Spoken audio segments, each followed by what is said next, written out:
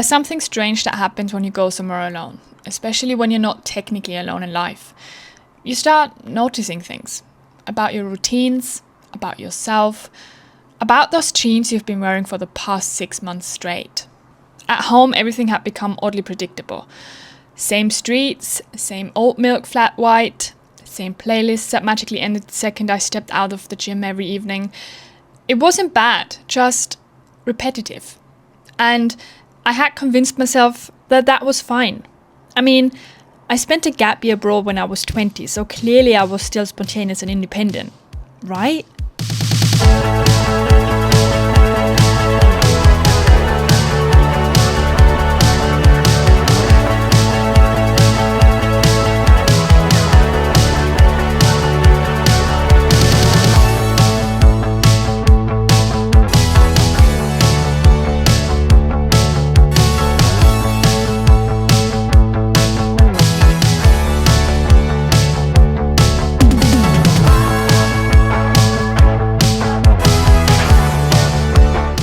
It took a solo trip to London to realize how deeply I'd settled into my loop. And the first few hours after arrival were pure chaos, like dragging my 23-kilogram heavy suitcase through the Oxford Circus underground during rush hour, or panicking about the fact that my suitcase started to break. At one point I ended up having lunch in a park, eating an overpriced croissant for dessert that tasted suspiciously like cardboard, and wondering why I felt mildly rejected by a group of ducks that ignored me. By that time I had already taken 43 photos of Big Ben, most of which featured taxi drivers in different emotional states. I even caught myself speed walking to Westminster Abbey while checking the train times to Tower Bridge, as if I was late for a meeting with my more adventurous self. And that's when I stopped and thought, what am I even doing? Wasn't this supposed to be freeing, fun, a little cinematic maybe, but no, I'd left behind my routines only to build new ones out of panic.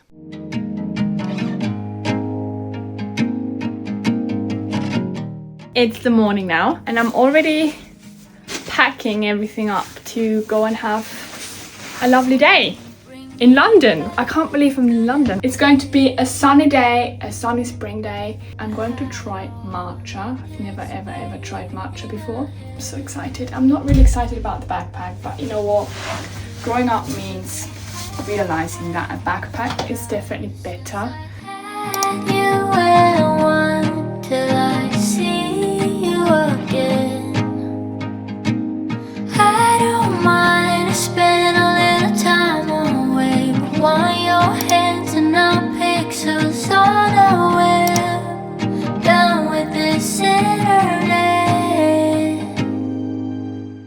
So I slowed down, like actually slowed down. And no, not in the curated way people post about, but in the very real, this grass patch will do kind of way.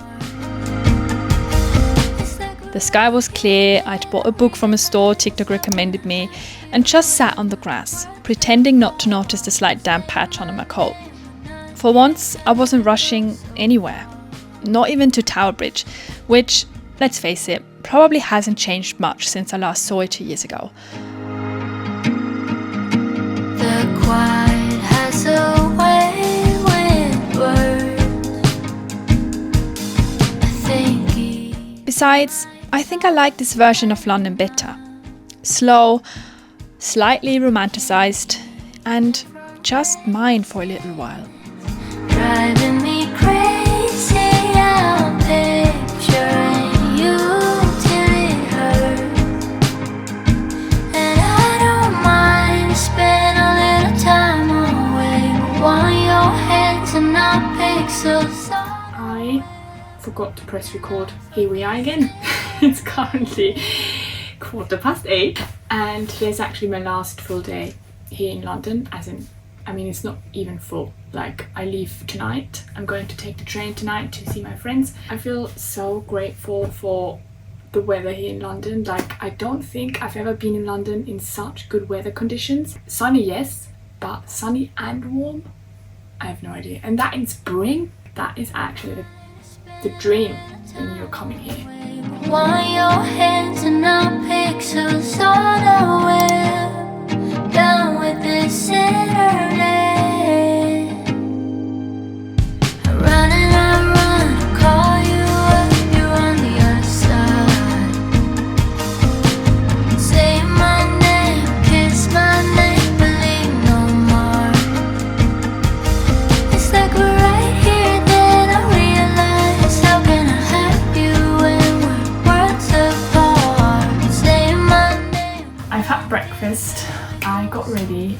packed everything up and I'm going to check out now. Does any one of you guys get attached to hotel rooms as well? You're like being so dramatic about it. I'm very emotional when it comes to stuff like that. Although it's a very small room and it has driven me crazy to some extent. You enter here and then this is the room. I have some tea and coffee here and a window that you can't open. But a humongous bed and an even bigger television, like almost like it was a bit too big considering how close I was to that. But I mean, that is first world problems, isn't it? And then you have the bathroom here and then there's me, hi, and that is basically it. The main reason why I'm putting off leaving this hotel room is the thought of having to carry my suitcase through London again. Oh, it's so heavy. But my suitcase is like partly broken here. So can you see that? So I can't use that handle because I want to use that remaining strength that it can endure for the airport stuff. Okay, one last thing before I go. Because I haven't told you, but yesterday, oh my gosh, that is actually, I'm so proud of myself. Yesterday, I really used the words, table for one, please. Yesterday, I went to a restaurant all by myself. And also, because obviously I'm in the UK and my service, like mobile data provider is in Austria and the UK isn't in the EU anymore, I have to pay for internet and you get like 500 MB, which is like nothing. That is nothing. So I can only use that to like look up something on Google Maps and that's it. Like you have to be very, very careful with it.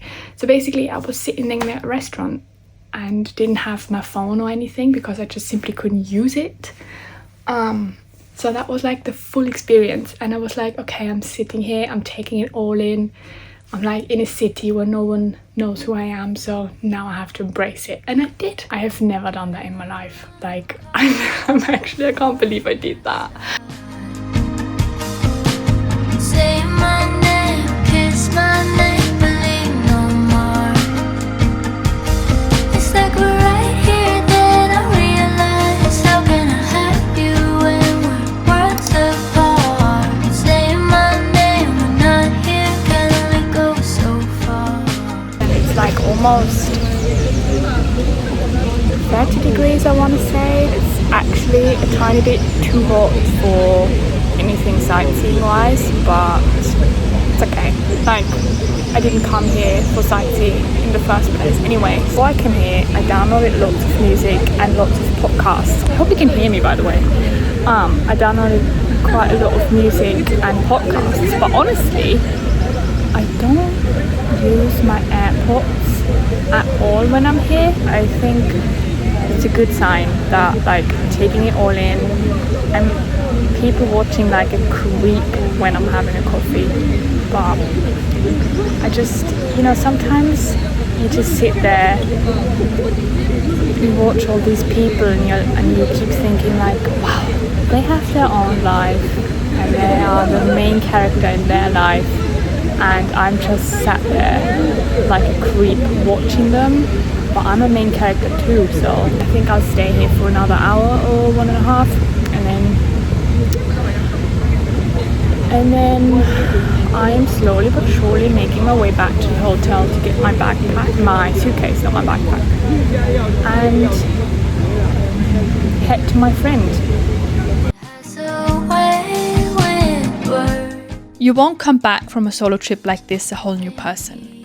You still have that weird freckle, that fear of checking your bank account, and yes, your people at home asking, why London alone? Not really caring about the trip itself, but rather if I'm still with my boyfriend. But you do come back with new questions, a different rhythm, and maybe a new favorite coffee order. Being alone, even when you're not technically single, forces you to ask things like, who am I when no one's watching? What actually makes me happy? And why did I ever think it was acceptable to wear those jeans 5 days a week? And you know what? London didn't give me all the answers, but it reminded me to keep asking the questions. And that, I think, is how we find our way back to ourselves. One awkward solo dinner, wrong tube exit at rush hour, and slightly disappointing Pret sandwich at the time. Words